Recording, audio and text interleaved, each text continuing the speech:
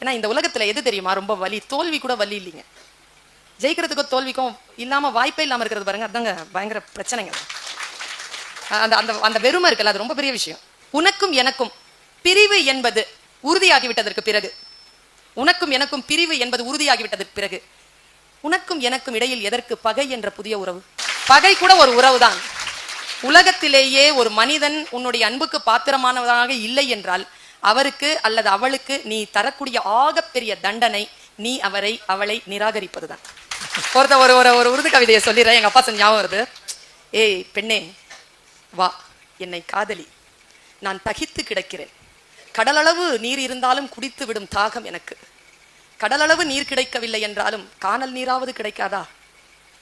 பெண்ணே, நீ என்னை காதலிக்கவில்லை என்றாலும் பரவாயில்லை, ஒரு துரோகமாவது செய்துவிட்டு போ.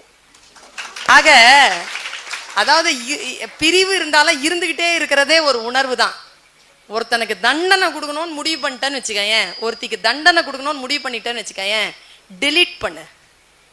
டிலீட் அப்படிங்கிறது தான் சரியான தண்டனை. சரியான தண்டனை. ஒரு டிஸ்ட்ராக்ட் ஆயிடுச்சுன்னு வச்சுக்க, வாழ்க்கையில தோத்துருவேன். இப்போ உனக்கு படிச்சுட்டு உட்காந்துருக்க, என்ன பண்ற அப்படின்னு ஒரு மெசேஜ், அவ்வளவுதான். படிக்கிறேன், டிஸ்ட்ராக்ஷன். என்ன படிக்கிற? இந்த கொஸ்டின் ஆன்சர் படி. நானும் அதை தான் படிக்கிறேன்.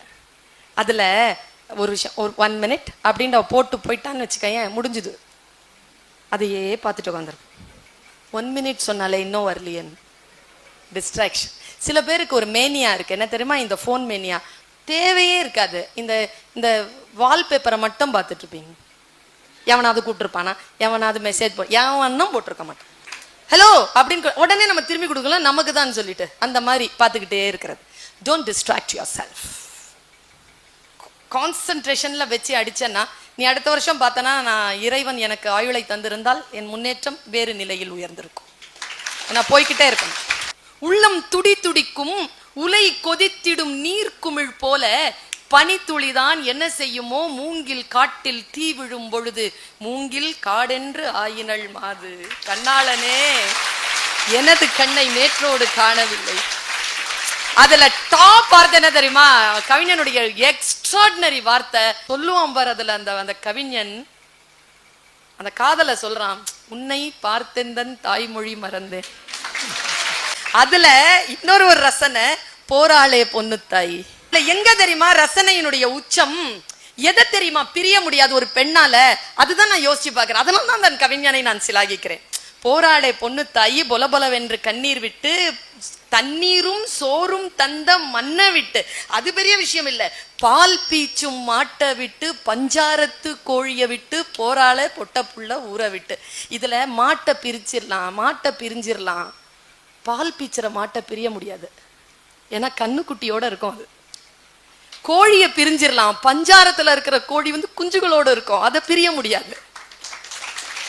அது ரொம்ப கஷ்டம். இவனுங்களுக்காக என்னென்ன விட்டுட்டு போறோம். நன்றி இருக்காயா?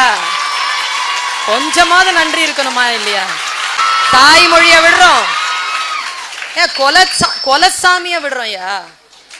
அம்மா அப்பா, பழக்க வழக்கங்கள், தூங்குற இடம், உட்கார இடம், டீ குடிக்கிற டம்ளர், வெளியில வேடிக்கை பார்க்குற மொட்டை மாடி, வளர்த்த ரோசா செடி, போட்டுக்கிற தாவணி, என்னென்னையா விடுறது?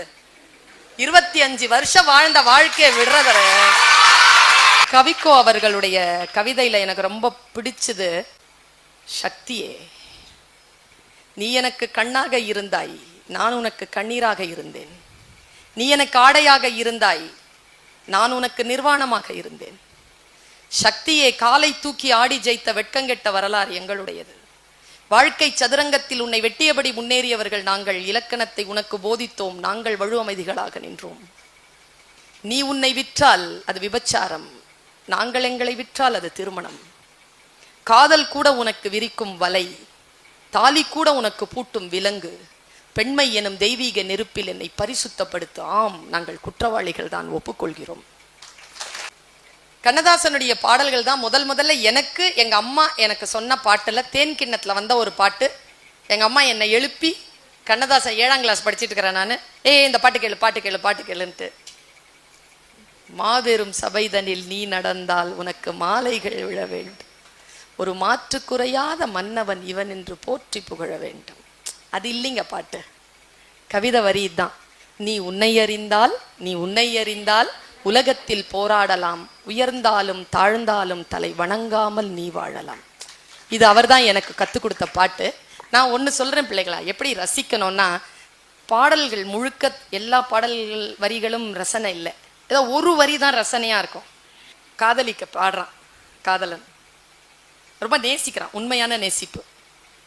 1000 பார்வையில் உன் பார்வையை நான் அறிவேன்.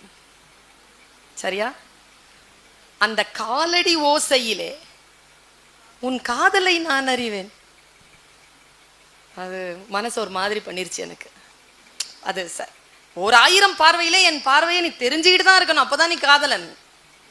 ஆனால் என் காலடி ஓசையில் என் காதலை தெரிந்தால் நான் உனக்காகவே படைக்கப்பட்டவள், நீ எனக்காகவே படைக்கப்பட்டவள். அந்த வார்த்தை இருக்கல, அதான் ரசனை. அதுக்குள்ள போயிடுச்சா? அடுத்து அவர் வளர்றா இருப்பார். எப்படி வளர்றா இருப்பார்? அவருக்கு காதலியே தொடணும், உடம்புல இருக்கிற எல்லா பகுதியையும் தொடணும். எதை தொட முடியாதுன்னா கண்ணை தொட முடியாதுங்க. அழகா இருக்கிறேன்னு தொட முடியுமா? தொட முடியாதுல்ல. ஆனா அந்த காதலன் தொட்டுட்டான். அந்த காற்றினில் நான் கரைந்தேன், அவள் கண்களை தழுவுகின்றேன். இந்த ஒரு இடம் எனக்கு ரொம்ப பிடிச்சதா. இன்னொரு இடம் சொல்றேன் பாரு. நீயும் நானும் எழுதிறான், அதெல்லாம் வரி இல்லை. கவிஞன் எழுதுறது மட்டும்தான் வரி. இதை எந்த கொம்பனாலும் எழுதிடவே முடியாதுன்னா அது அவன் வரி. இப்ப நான் மேடையில பேசுறேன், என்ன மாதிரி இன்னொருத்தன் பேசிட்டானா அது என் பேச்சு இல்லை. என்ன மாதிரி தலைக்கீழா நின்னாலும் பேச முடியாதுன்னா அது என் பேச்சு. மலர்ந்தும் மலராத, இது நீ எழுதலாம், நானே எழுதலாம். மலர்ந்தும் மலராத பாதி மலர் போல மலரும் விழி வண்ணமே, இங்கு விடிந்தும் விடியாத காலை பொழுதாகி நடந்த கலை அன்னமே. எழுதிடலாம், கொஞ்சம் உட்கார்ந்தா எழுதிடலாம். எழுதவே முடியாது என்ன தெரியுமா? நதியில் விளையாடி கொடியில் தலை சீவி நடந்த இளந்தென்றலே. எந்த கொம்பனாலும் எழுத முடியாது. நதியில் விளையாடி கொடியில் தலை சீவி நடந்த இளந்தென்றலன்னு எப்படிப்பா எழுதுறது? அதே மாதிரி தான் அவருடைய ஒவ்வொரு பாடலும். ஒவ்வொரு எனக்கு அந்த கன்னத்தில் என்னடி காயம் எவ்வளோ அழகா எழுதினாரு சார் அவர்லாம். இப்போ அந்த ரசனையே இல்ல. டாடி மம்மி வீட்டில் இல்ல, தடை போட யாரும் இல்ல, விளையாடுவோமா, என்னது இது? இல்ல கண்ணா, ரசனையோட நீ பாரு. இந்த ரசனை வருதா? என்ன ரசனை இந்த பாட்டு? இந்த பாட்டுல இருக்கக்கூடிய என்ன ரசனை? கன்னத்தில் என்னடி காயம், இது வண்ணக்கிளி செய்த மாயம், கண்ணி உதட்டில் என்னடி தடிப்பு, பனி காற்றினிலே வந்த வெடிப்பு, மாலை கருக்களில் சேலை ரவிக்கையை மாற்றியதென்னடி கோலம், கண் காட்டியதென்னடி சாலம், சேலத்து பட்டென்று வாங்கி வந்தார் அந்த சின்னவரை போய் கேளும், யார் அது? நான் கண்ணாடி முன்னின்று பாரும். இதுதான் அந்த கண்ணதாசன்.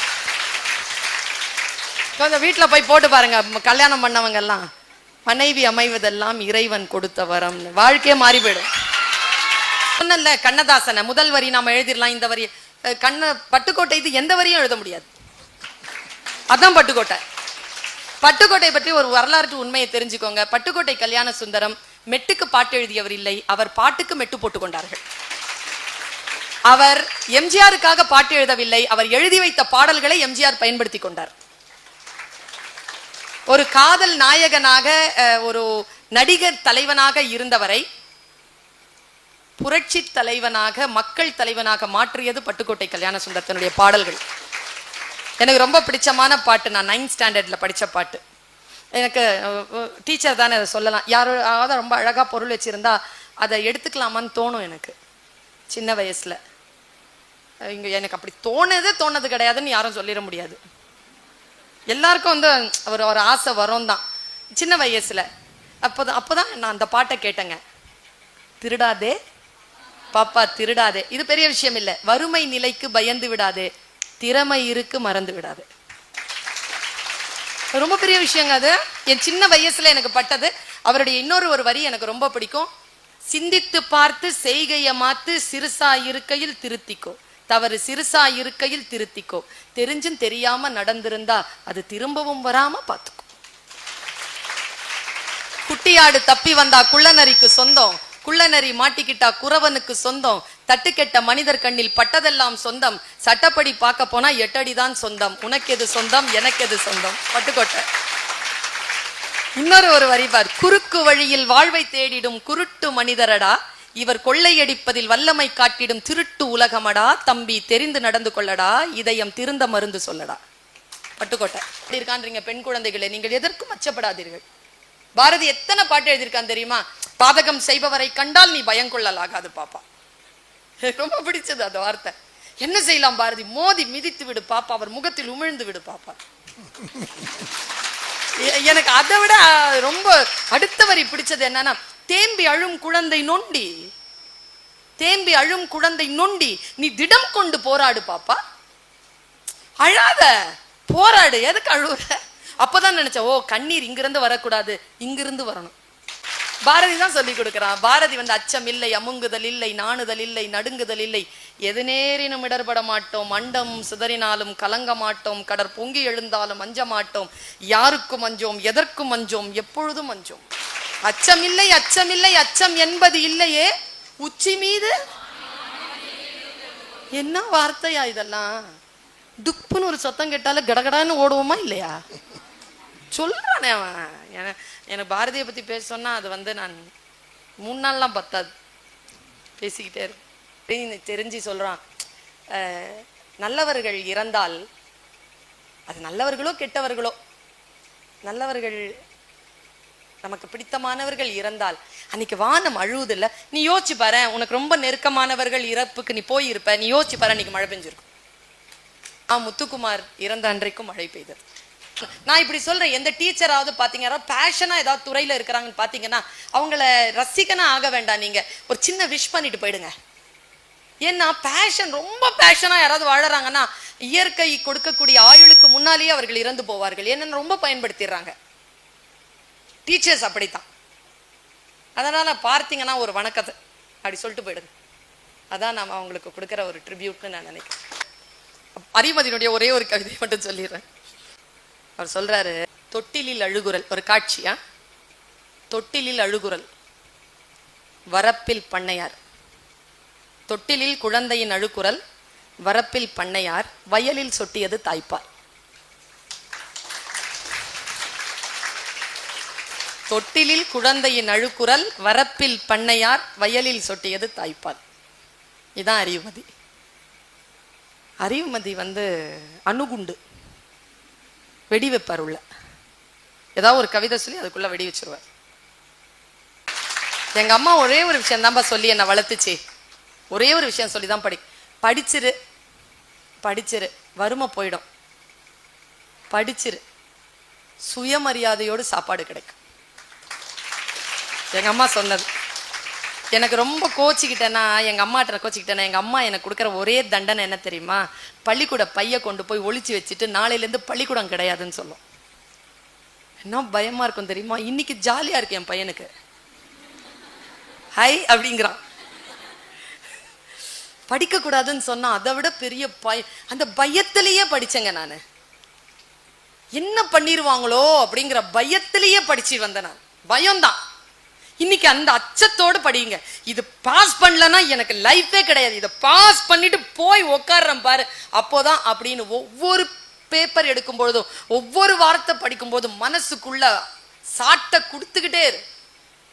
கஷ்டமாவே தெரியாது. அந்த அந்த வைராக்கியத்திலேயே இந்த கழுதைக்கு முன்னால ஒரு கேரட் தொங்க விடும் தெரியும், இதோ இப்போ கிடைச்சிரும், இப்போ கிடைச்சிரும், இப்போ கிடைச்சிரும்னு அது போய் சேர்ந்துரும். கடைசியா அது கிடைக்குங்கிறது வேற. ஆனா அப்பவே கிடைச்சிருந்ததுன்னா அது போய் சேர்ந்துருக்காது. ஒரு வைராக்கியத்தை வச்சுக்கோ. வைராக்கியம் தான் வறுமையை சாய்க்கும்.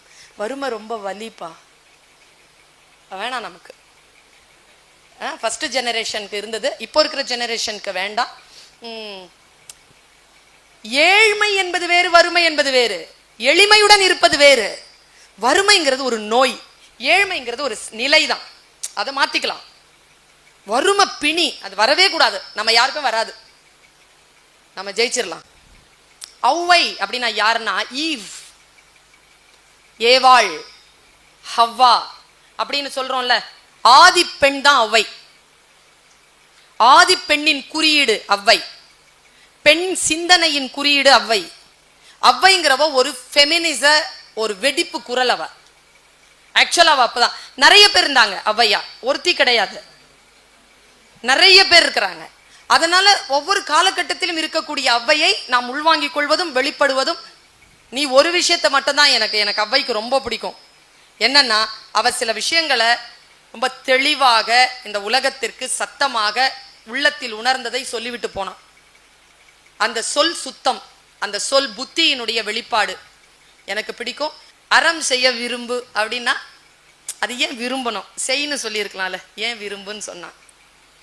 ஆறுவது சினம் ஏன் சொன்னான்? சினம்னா ஆறணும். ஏன்? காலம் தன் பேரேட்டில் ஒரு ரகசியத்தை சொல்கிறது. வினாடிகள் தான் தவறிழைக்கின்றன, தண்டனையோ யுகங்களுக்கு கிடைக்கிறது.